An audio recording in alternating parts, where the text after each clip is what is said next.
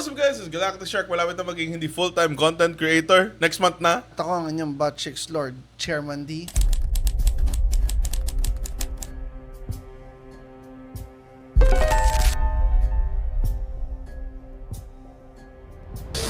Mag-training na ako next week. Oh, Yeah. May mga Yeah. trabaho na. Let's go. Yeah! Anyway, anong week na natin? At this is our 15th episode. Episode 15? Akalain mo yun? Alam mo yun, sabay din. Anyway, Welcome to the Baggage Counter, your millennial survival guide for the messiest decade of your life. Hey! Ating topic for today ay... Pag-uusapan natin today is, ano to in general to hindi lang yung amin. Yes. This is about haters. Kasi hindi lang din to about social media na haters. Kahit bata ka meron kang haters mga kaklase mo, nag-high school ka, nag-college ka, mga inggitera. It's not applicable lang sa parang mga influencers. Lahat tayo meron yan. School, meron tayo dyan teacher na galit sa atin na kahit anong gawin natin. na Example hindi lang mo yun. alam bakit. Na hindi mo alam bakit. Meron kayong tita, gano'n, di ba? Tita or tito na galit sa pamilya nyo, galit sa'yo kahit wala kayong ginagawa. Hindi naman lahat, pero meron at meron No? Oo, na parang kahit wala kang gawin. Kahit wala. And ikaw din. Like, Oo. sa sarili mo rin. Kahit na-experience mo na ba, meron ka nakita, hindi ka naman niya inaano. Nakita mo lang siya. Like, parang, hindi mo lang talaga siya vibe. Or kung meron ka man dahilan, napaka-petty, yung dahilan is hindi ka maapektado, pero ayoko yung buhok niya. Ayoko yung, ganyan ka makatingin. Wala mong ginagawa sa'yo, di ba? Ayun, yeah, so kahit anong gawin mo, may masasabit na sa mga tao. Like, mag-post ka ng achievement. Mayabang ka pag nag-post ka ng achievement.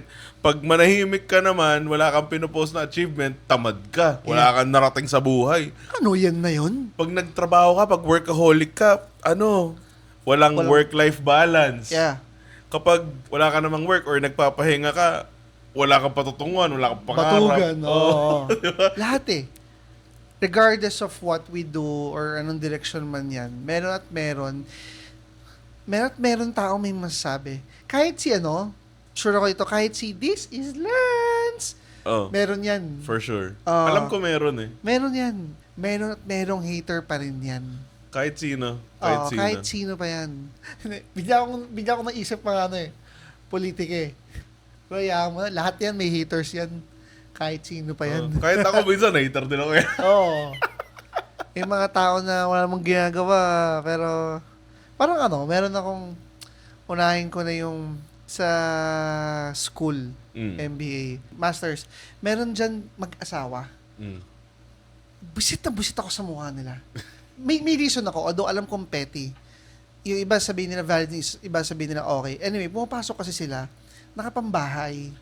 Like, basketball shorts. Talaga? Sleeveless na shirt. Tapos yung, alam mo yung paa na ang dumi. Naka-chinelas. Pero MBA to Oo. Nagets ko yung pwede mag-sandals. Pero yung iba kasi yung, sa babae normal.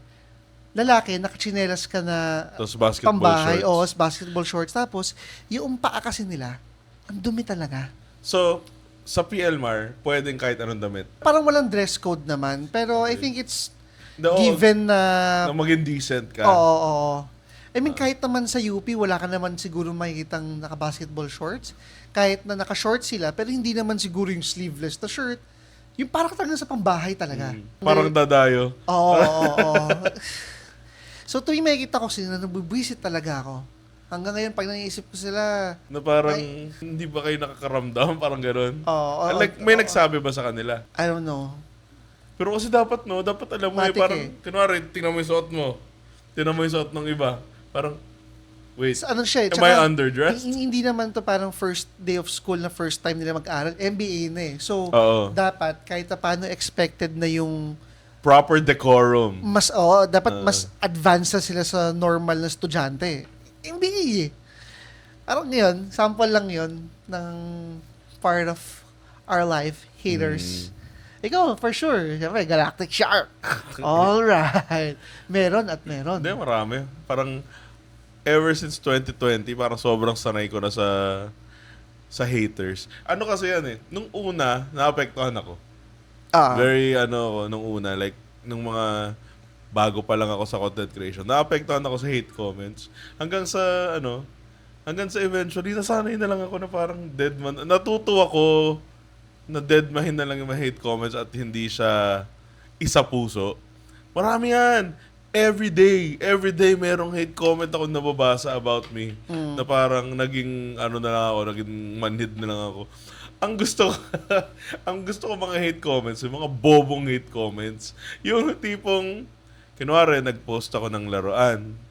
Tapos magko-comment na, ano ba yan? Bumibili ka pa ng laruan. Sana tinulong mo na lang sa mahirap. Yung mga anong feeling ko, yung mga sila ganun. yung wala tagang pambili. Kasi hindi ka naman maapektuhan na nakakabili yung isang tao if meron ka eh. I've never hated on someone na bumibili sila ng laruan. Hindi ko magets eh. Actually, kahit nga literal na waste of money yung ginagawa nila na may ibang ganun, di ba? Bibili ng laruan or cellphone. Na parang Tapos mag-experiment lang na kung gaano Oo. katibay. Tapos literal, like tapon pera talaga. Pero Lagi yung Okay lang. sinasabi, kung tinulong mo na lang sa mahirap, kasi kakaasa nyo sa gobyerno eh. 4-piece. So, Wala namang mali doon kung mahirap talaga. Alam mo yun. Pero yung tipong, kasi iba-iba tayo ng circumstance eh. Minsan, meron talagang mga tao na pinanganak na victims of circumstance na tipong wala talaga eh. Like, walang opportunities. Merong mga iba na, tamad mo lang eh. Ang tamad-tamad mo lang eh. Gets ko na iba-iba ng opportunities ang nakukuha yung mga tao. Depende sa... Wala, ganun talaga eh. Life is unfair. Hindi ko sinasabi ito dun sa mga tao na victims of circumstance. Sinasabi ko ito sa mga tao na may mga opportunity naman pero ayaw magtrabaho. Kasi, tangina, tamad nyo eh. Tapos sasabihin nyo, sana tinundong na sa mahirap. like na-mention kayo na, hindi lang to applicable sa influencers eh. Hindi, Like, sa lahat. sa lahat eh. I know someone na nagtuturo na parang meron siyang kinaiinisan. Hindi siya nainis out of no reason. Nang walang reason. Naiinis siya kasi parang lagi siyang pinag-iinteresan ng isang coworker. Laging napag-iinitan kahit walang ginagawa. Tapos parang yun at yun lang din naman. Kahit sa BPO. Meron, Diba? na parang, kunwari, TL ka. Meron kang meron kang part ng team na hindi ko alam kung saan nang gagaling actually. Like kahit ako minsan eh. Like sarili ko na lang example ko takinan nyo. Sarili ko na lang na parang sometimes wala naman talagang ginagawa. Nakiinis ka talaga. Pero hindi mo naman hindi mo naman hindi mo naman binabato sa kanila. Like sinasarili mo lang. Ina-acknowledge ko lang na merong ganun talaga na parang okay ka naman sa kanila, hindi ka naman naiirita sa kanila, pero kahit ito isang tao na to, naiirita ka talaga kahit na kahit na walang ginagawa. So, ewan ko, ganun lang talaga siguro. And vice versa, ganun din. Member ka or yung ahente, agent, employee. Merong mga TL naman na parang kahit anong gawin mo, kahit na nai-hit mo naman lahat ng kailangan mong hit, parang galit lang talaga sa'yo. Galit Tapos, lang sa'yo. uso politics mo, di ba? Na parang kahit na qualified ka for promotion, na tapos may influence sila sa promotion is wala, kukontrahin nila, harangin nila yung pag-promote mo. Corporate world ako, meron yan. No? Meron talaga yan na wala, just because you're good at something, tapos ikaw yung magaling. Ang daming factors eh. I think one na yung envy, jealousy. Dahil insecurity, parang kambal yung tatlong yun, no? Ano pa ba? Iba pang factors. Minsan kasi, wala lang talaga eh. Minsan hindi ko magets. Siguro rin, no? Parang... Siguro dahil, hindi, parang nakuha mo na eh. Kasi yung jealousy, insecurity, tsaka, Anisa? Envy. Okay, so, yung envy, tanggalin ko na yung jealousy. Yung envy, tsaka yung insecurity, parang feeling ko yun na yung ugat ng lahat eh. Minsan, hindi ka naiinggit, pero insecure ka sa sarili mo. So, nakikita mo na dahil magaling siya, nakikita mo yung mga pagkukulang mo? Siguro, gano'n? Ganun siguro. Hindi ako kasi hindi ako naiingit eh. Nakikita mo without really seeing it. Oo. Basta parang natamaan ka lang, hindi mo alam bakit natamaan ka. Parang Oo. gano'n. Na-insecure ka pero hindi mo alam kung ano yung pinaka-reason kung bakit ka na-insecure. You just feel it sa gut mo na insecure ka. Oo. Gano'n. Subconscious siya. Kasi nung mga bata tayo, akala natin kapag mabait tayo sa lahat, basta maging Ah. mabait ka, walang magagalit sa'yo, bait-bait mo kasi. Pero kahit ano pala talagang gawin natin, sobrang imposible na hindi ka magkaroon ng haters. Ito na yung sinasabi ng ano, no? You can't please everyone. Tsaka hindi lahat ng nag-hate sa'yo, hindi lahat ng may ayaw sa'yo, may dahilan. As in, Diba? wala lang talaga. Wala lang. Siguro may problema siyang pinagdaanan sa family. Tapos, parang, ikaw yung pinakamalapit Oo, sa kanya na. So, literal na... sa'yo na lang bubuhos yung Oo. inis ko. Oo. Literal na meron silang deep-rooted insecurity, meron silang problema, meron silang mga pinagdadaanan talaga. Tapos, kailangan nilang mag-project. Tapos, ikaw yung pinakamalapit. Ikaw yung andyan. Ikaw yung pinaka-convenient na i-target. Parang yung for example, yung mga naisip akong tao, may mga tao kasi, especially sa babae, may mga angelic talaga na babae. Hindi itsura, yung ugali. Mabait. Wala kang mapintas talaga. Tapos, normally, meron babae na naman na maiinis kasi parang, lahat ng boys sa kanya may gusto. Yan, selos yun. Literal na selos yun na wala siyang ginagawang mali. Pero, dahil yung mga gusto mo, sa kanya na pupunta instead na sa'yo, hater ka na rin kagad kahit walang ginagawa sa'yo yung tao. Sa school, uso lalo high school. Di ba meron yan yung nagagalit dahil yung crush mo, crush siya. So, magagalit ka sa kanya kahit wala naman siyang ginagawa. Ay, eto. Yung kabit, ito yung hindi ko maintindihan. Sa mga nakikinig, please enlighten me. Bakit kapag, mag-asawa, yung lalaki, merong kabit na babae. Bakit yung asawa sa babae nagagalit, hindi dun sa asawa? Sagutin ko na. Sige. Pero hindi siya completely. May gets ko na, para sa akin, parehas kang magalit. Dapat parehas. Oo, kasi may fault pa rin yung kabit kasi alam naman nilang, unless hindi nila alam. Unless hindi Basta alam alam nila, for example, alam nila, at fault pa rin yung babae kasi, or yung mistress, kasi alam naman nila na in a relationship, so bakit ka pa nakapit? Pero, para sa akin, dapat 20% lang dun sa mistress, tapos 80% dun sa lalaki pa rin. Kadalasan kasi, di ba, ang nangyayari is lahat nagagalit doon sa babae. Kahit na hindi alam ng babae, nagagalit sa babae na parang, inaagaw mo yung asawa ko. And it happens na talagang hindi alam ng babae na, Oo, na may asawa. oh, Yun na nga hindi ko magets na, kunwari, sabihin natin hindi alam. Hindi alam ng babae. Tapos, asawa, nagagalit pa rin sa babae. Na parang, inakit mo, decision yan. It's a conscious decision by your cheating husband. na-hypnotize. Bata, hindi alam yung tama't Yun ang mali. hindi ko, usually kasi, feeling ko, sobrang laki ng percentage na ganun yung nangyayari na kahit na nag-cheat yung husband, kinakampihan pa rin siya nung asawa niya. Oo.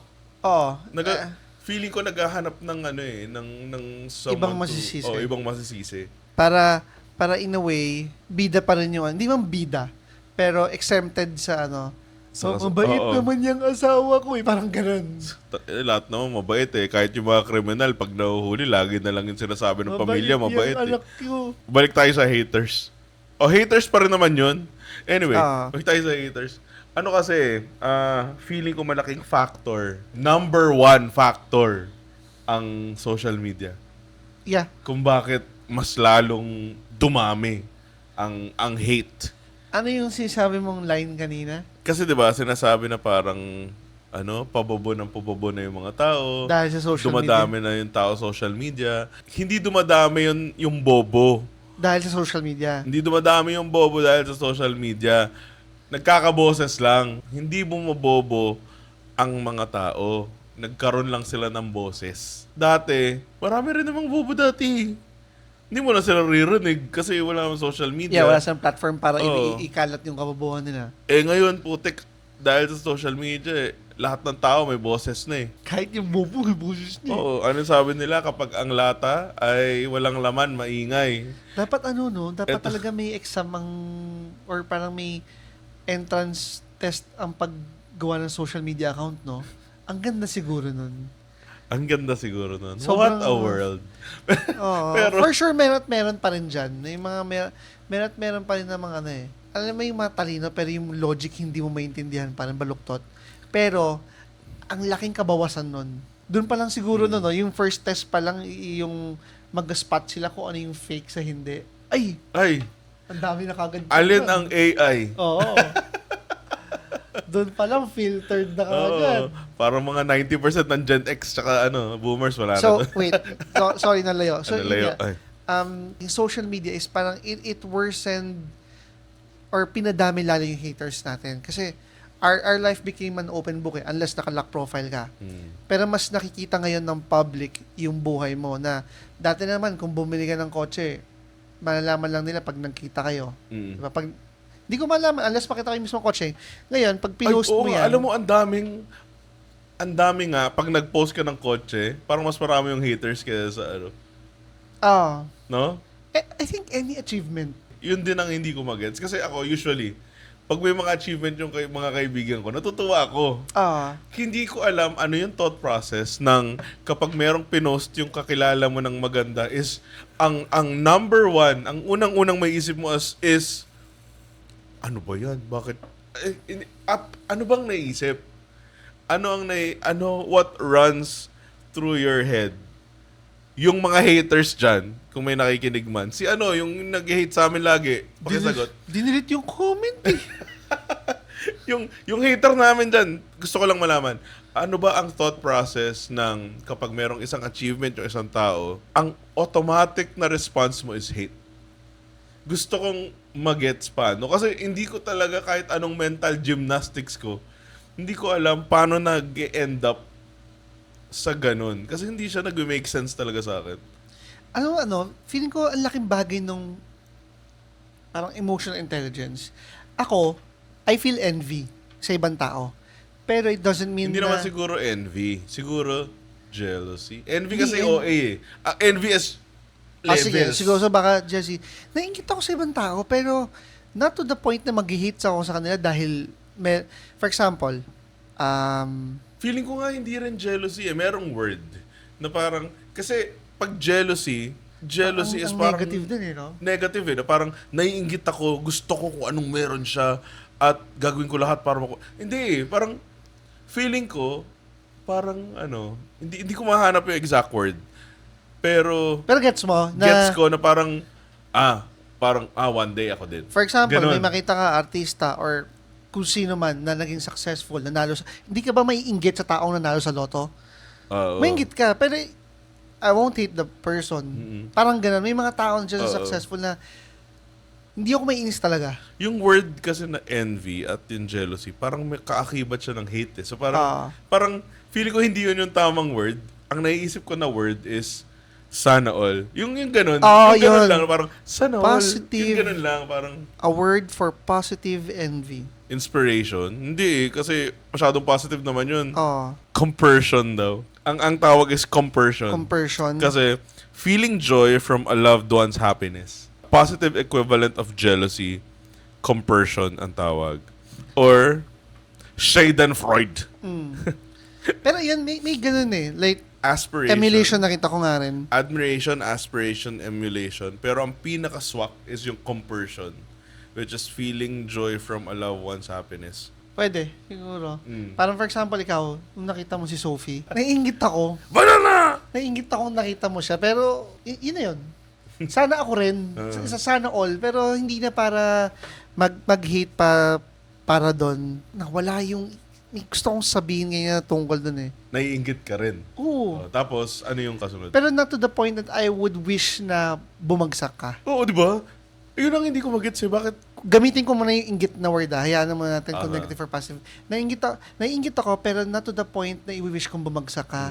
Naiinggit din ako, pero not to the point naman na parang gagawin ko lahat para makuha rin ko ano yung meron ka. Mm-mm. I mean, inggit lang ako para masaya ako para, yun nga, para masaya ako para sa'yo, pero I'm happy hindi for naman you.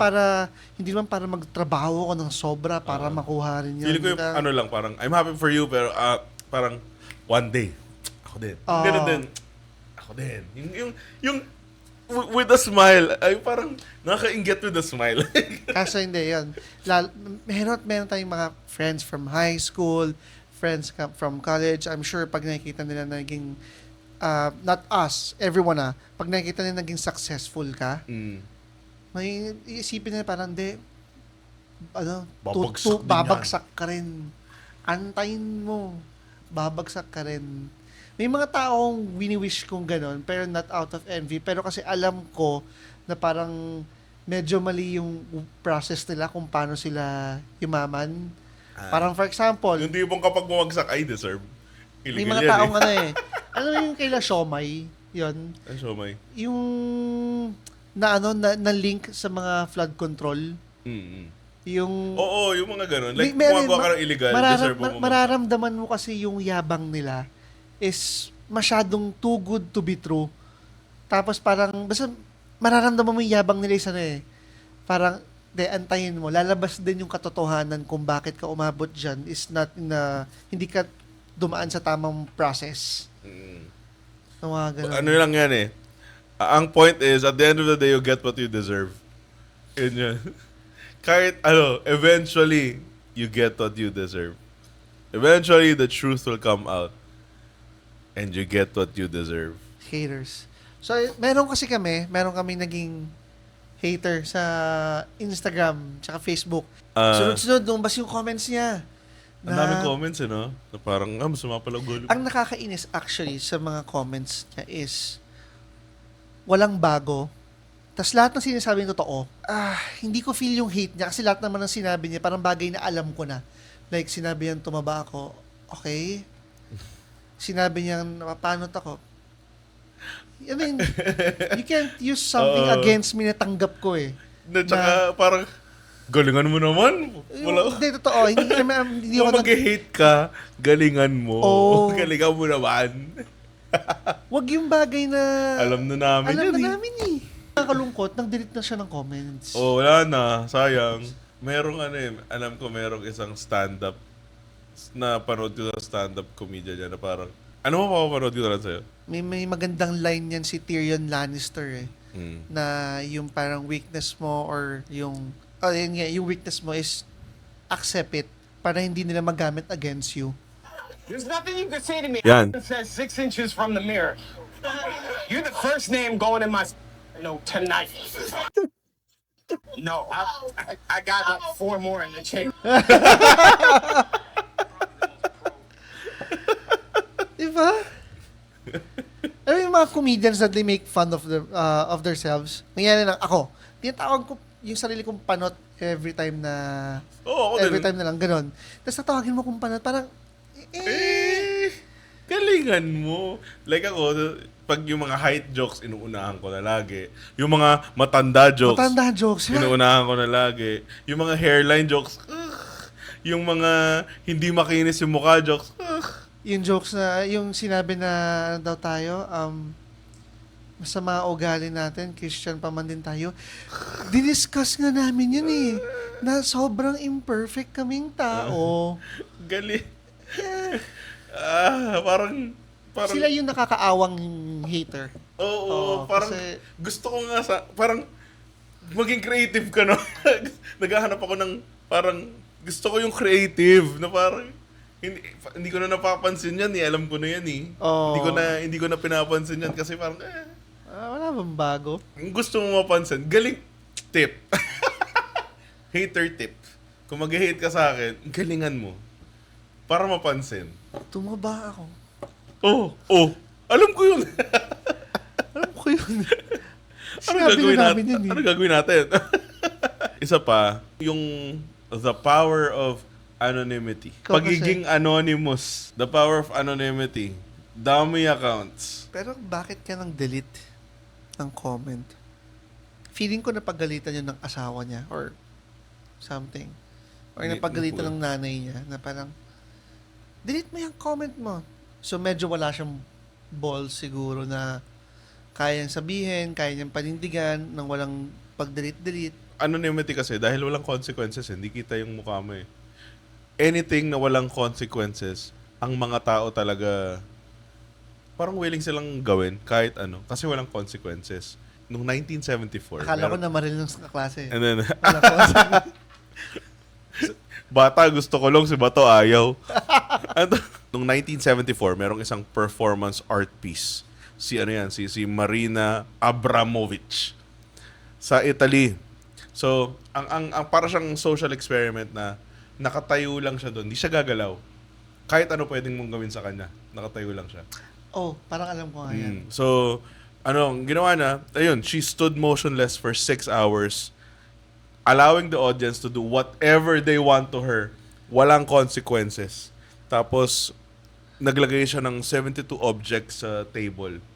So, merong mga roses, may mga feathers, may mga scissors, merong baril. So, yung experiment, dahil nga, pwede mo gawin kahit ano without consequences. Yung experiment, biglang, it revealed how quickly ordinary people can turn cruel when they believe there are no consequences for their actions. Patagal ng patagal yung experiment, paggrabe ng paggrabe yung ginagawa sa kanya. Nung na-realize ng mga tao na walang consequences, na-realize ng mga tao na she would not fight back, na ginupit nila yung damit niya, sinulatan nila yung damit niya, tinutusok siya, Sexual harassment. oo, may nag-cut sa kanya, ginupit yung clothes niya, meron pang kinuha yung baril, tinutok sa kanya, sa ulo niya, loaded gun yun.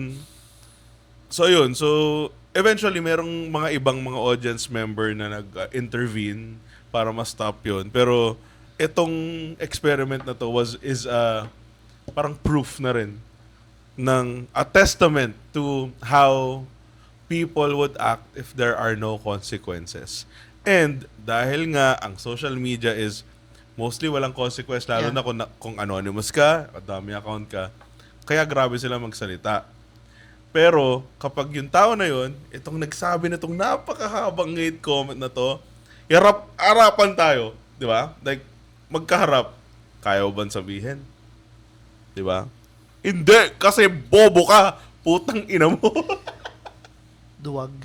Also, ito pa, isang factor is the bigger you become, the more you achieve things, the more you progress in life, the more you grow. Alam mo, ang mga Pinoy talaga, natural talaga yung crab mentality sa Pinoy. Parang feeling ko tayo, Pilipinas yung pinakamerong ganun. Pilipinas lang yung tipong ang dami mo nang na-achieve, ihilahin ka pa pababa. The hard truth is, we have no control sa mga taong inggit sa atin or mga taong may bad comment sa atin. Wala tayong magagawa. Oo, Wala literal. talaga. Literal. Oo. Hindi mo kontrolado yung ibang tao. Ang kontrolado mo lang is yung magiging reaction mo. Yeah, how you take it. Yung gaano katagal mo sila iisipin. Gaano katagal mo silang pauupuin sa utak mo. Yun lang yung kaya mong kontrolin. Kasi totoo unfair. Unfair na parang bakit niya kailangan sabihin niya, ganyan. Totoo yun na isang comment lang nila, minsan sometimes it gets to you. Alam mo yun, na parang buong araw mong iniisip. Habang yung taong nag-comment, wala. Pag pindot nila ng send, wala na. Imagine mo, after nila mag-comment, tapos isipin mo buong araw, they're living their minds rent-free, parang Oo. lugi ka eh. Lugi. So, ayun, wala tayong control. Ang meron tayo is yung sa atin lang. So, how we take it is really, really important. Ibang usapan mo na yung mga below the belt na, siguro yun lang ako. Pagka Well, damay na yung family, Merong yun ano lang ako eh. magre-react. merong Yung pwedeng kasuhan na. Ganun. Pero yung Iba na mga, yun, iba na yung mga yun. simpleng hate lang muna, wala. Anong pinagkaiba natin sa before? Like, alam mo yun, kasi kapag bata ka, iba yung reaction mo sa hate comments. Kapag mature ka, iba rin yung reaction mo sa hate comments. Kunwari, bata ka, kunwari high school. tapos may nagsabi sa'yo ng hate, anong magiging reaction mo? Nung bata ka, Parang papatulo, mag-retaliate ako, labanan ko yan, ganon. di ba? Like, Oo. pag bata ka, ganun eh. Pag immature ka pa na parang, putak ina mo pala. Ano? And to be honest naman, may times pa rin na parang tempting pa rin kasi sometimes emotions nauuna talaga Oo. before yung logic natin. May times na parang gusto kong gawin pa rin. Pero I have to take a deep breath. Tapos isipin muna kung ito ba tama, sinong talo. Oo. Who's gonna lose pag pinatulang ko to? Anong mga or siya? consequences pag pinatulan What mo? will I gain from this? Depende talaga eh. Pero in most cases, kung ganyan lang naman na hate, mas magandang hayaan na lang.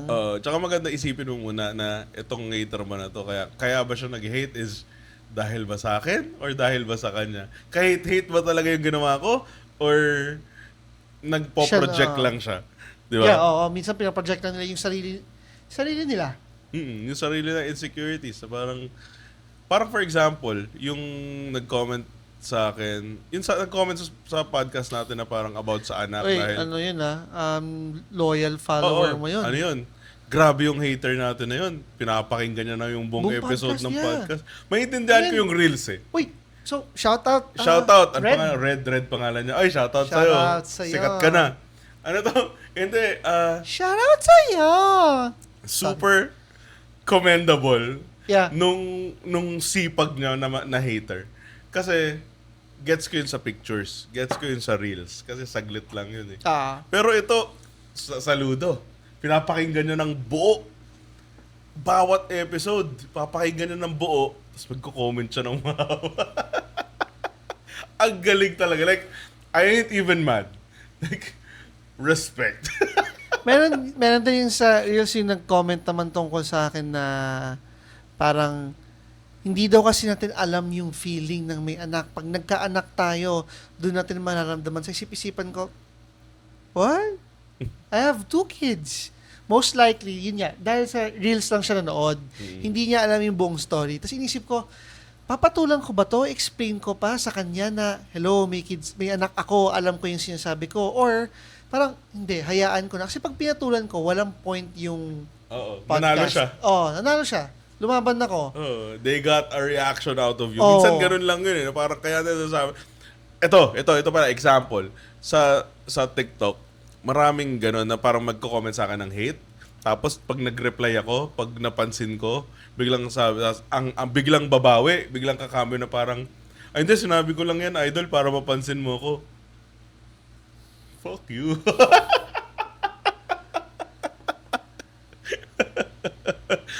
Panindigan mo. Oo. Ano yun? Walang gano'n. Ang hindi ko gusto sa social media is like, for example, merong magko-comment ng hate comment. Ako, medyo mapagpatol.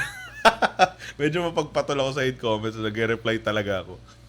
Kapag pinatulan mo yung hate comment, sasabihin sa'yo na iyakin ka. Oo. Pero kasi ako, hindi ba pwede na parang, gusto ko lang pagtrabaho. Bakit? Ito yung gusto niya, di ba? Gusto niya ng attention, di ba? Binibigay ko naman ah. Sarap din silang patulan eh. Minsan kasi sobrang fun mambara. So parang, hindi ba pwedeng bakit, sometimes you have to put people in their place. And sometimes, you have to give people what they want. Gusto nila ng attention, ayan! Di ba? I don't know kung paano natin i-categorize kung ano yung mga hate comments or mga hate feedback sa atin kung ano yung papatulan, ano yung hindi. Pero kaya niya na yan. Oo. Kaya Kasi yan. merong iba na masaya patulan. Oo. Kasi sobrang hindi nag-make sense. Basta importante, hindi kayo yung talo. Oh. Hindi ang importante pag pumatol kayo, hindi siya yung patol out of anger. Oo. Yan doon kayo. Talo ka. Kasi pikon ka eh. Pikon Pero talo. if papatulan mo na parang aasarin mo lang din. Asarap kasi mga okay kasarap yan, minsan. okay Parang, yan. okay, nag-comment sila to get a reaction out of you. Tapos, ang sarap kasi asarin na parang, comment ka. Meron yan, Ay, sobrang satisfying kasi. Ay, naka. Choose your peace. Everyone, sa mga nanonood, sa mga nakikinig, choose your peace. Hindi lahat ng lawan kailangan patulan. Hindi talaga. Hindi rin lahat ng opinion kailangan sagutin. May mga iba na masaya talaga. Like, sobrang, put them in their place. Masaya. Masaya yun. Ginagawa ko rin yun. Pumapatol din. Masaya pumatol. Pero, may mga iba na hindi worth it. May mga iba na parang, super stupid naman na ito. Huwag mo na, di ba? Merong iba na parang, ano na eh. May yun nga, pag below the belt, sige, go. Wala, okay lang. May iba na parang cyberbullying na, sige, go. Minsan, it's not worth their time and energy. Let's stop building a life that everyone would approve. Life na mag-iikot sa opinion ng iba. Oo. Let's choose a life na we're proud of. Oo. Actually, hindi ko rin magets kung bakit maraming tao na ganun, na parang nabubuhay sila because of yung validation from other people. Yung sobrang importante sa kanila nang iisipin ng ibang tao to the point na they are no longer themselves. To the point na nagkanda utang-utang na, to the point of nagkanda ano-ano na, just to validate ko anong sasabihin ng iba. Parang yung nagnakaw ng Everest nyo, nakuha nyo naman. Nakuha nyo naman na. Pero yung nagnakaw sa Everest nyo, bakit siya ganun? Kasi di ba nagtatry siya magpa-impress? Yes. Di ba? Yun very harmful. Meron kasi yung there's a fine line. Merong border yan until it becomes too much. Kasi gets ko naman na in a way, you want to fit to society, you want to, alam mo yun, pero iba na yung tipong nabubuhay ka na lang dahil sa sasabihin ng society. Sasabihin ng mga ibang tao na parang gets ko na it's a type of validation and masaya naman magkaroon ng validation, masaya magkaroon ng attention. Pero hindi yun yung everything. And may mga ibang tao na yun yung ginawa ng everything. Naghirap na sila para lang makapag-social climb. Nangutang na lahat para lang mag-social climb, para lang gumanda yung status sa social media. Muntikan pa makulong para lang para lang makapag-social climb, di ba? Oh. Get a grip. Regardless if you succeed or fail, meron masabi pa rin yung mga tao So, yun nga, parang live a life that you are proud of. Oo. Saka ano yan, sometimes, yung mga haters na yan, blessing in disguise yan. Kasi, rejection is redirection. Hindi lahat ng mga taong nawawala sa buhay mo ay loss. Kasi, sometimes, you're better off without them. Di ba? Minsan, yung mga yun, protection yun. Like, literal, yun na yung sign na hindi mo sila dapat maging kaibigan. Di ba? Sign na yun na mang-cut off ka. Alam mo, parang, sobrang kahapon, so may kausap akong classmate natin na financially speaking, meron siyang financial freedom. Investments, may savings, etc. Ano siya, di ba? Ano to? Anong tawag sa lalaking stewardess? Flight crew? Cabin crew? Flight attendant. Flight attendant, okay. Tapos anyway, pero wala na siya doon. And, tapos, ang bagay naman na wala siya is meron siyang problema sa pamilya. Na parang kahit anong tulong gawin niya, may masasabi yung family. So parang very perfect lang na... Magiging guest natin yan, di ba? Hopefully, yeah. Oo. Next week na kailangan mo mag-cut off ng mga... Related pa rin ba yun sa hate? Oo. Oo, kasi kailangan mo i-cut off yung mga... Sometimes the people who are closest to you, yun yung mga tao na mas grabe mag-hate. Mas masakit yung hate. Ayun, so parang meron siyang financial freedom. Ang wala naman siya is peace of mind sa family. So medyo siya step back para tawag dito. Magkaroon na siya ng peace of mind. Peace of heart. Sometimes talaga kailangan lang natin mag-step back and mag-cut off, mag-prune ng branches. Wala, ganun talaga eh. So, question natin sa listeners. Ano ang pinaka-memorable na pambabash or negative comment that you received and how did you deal with it? Oo, Did you let it slide or Pinatulan mo ba? Hindi lang to social media sa hate comment from your family. Hindi rin comment sa social media. Like literal na Verbal, sinabi. sinabi na may sinabing hate sa'yo, kaibigan mo, classmate mo, katrabaho Katrabaho mo. mo. Ano yung pinakagrabe na hate narinig mo from them? Reminder na gusto ko lang i-remind lahat ng tao na you can't build a life that everyone approves of. Wala talaga. Just build a life that makes you proud. Kahit nga proud ka, may hate pa rin. Di ba? Ay, ba't ko proud? Kasi criticism is inevitable. And whether you succeed or fail, may masasabi pa rin yung tao. Ganyan. Ay, wala pala tong bitaw. Choose yours. At the end of the day, choose your peace of mind. And choose your noise. Fuck. Kasi kung may pipiliin kang ingay, mas mabuti pa na yung ingay Na ng ma-enjoy ingay. mo. Ingay na enjoy mo, ingay ng progress, ingay ng growth, ingay na ano. Sarap pakinggan nun. Oo, di ba? Ingay ng ang dami kong pera. Ganun. Puro bariya pala, no? Puro 25 centavos. Okay lang, basta 25 centavos, 10 million. Oo. Di ba? Kaysa katahimikan ng pag-conform, katahimikan ng pagiging takot sa hate. Di ba? Face your problems head on. Anyway, ayun nga, That's, again, i-comment nyo kung ano yung pinaka-memorable na pambabash o negatibong comment na natanggap mo and paano mo yun nalagpasan. Yun ang aming call to action. Instead na mag-follow or Kasi mag-subscribe. hindi kayo nag-follow eh. Oo. Diba? Kahit wag na. I-comment nyo na lang kung ano yung comment nyo na lang. Hindi, follow pa rin kayo. So, Hindi, yun nga. wag na. Hindi, bad trip kayo eh. Hindi, meron kaming Facebook, Instagram, YouTube, Spotify? TikTok, Spotify, Discord, Apple Podcast? Apple Podcast. Yun na yun. Wala na. Wala na yun. Instagram? Na-mention ba Instagram? Ata. Okay. Basta alam nyo na yan. Mas importante sa akin yung i-comment nyo kung ano yung pinaka-memorable na hate comment or pambabash sa inyo. So, thank you for checking in your baggage with us. Thank you for listening. Again, this is The Baggage Counter, your millennial survival guide to the messiest Decade of your life. All right. Okay na yun. Next week, may guest kami ata.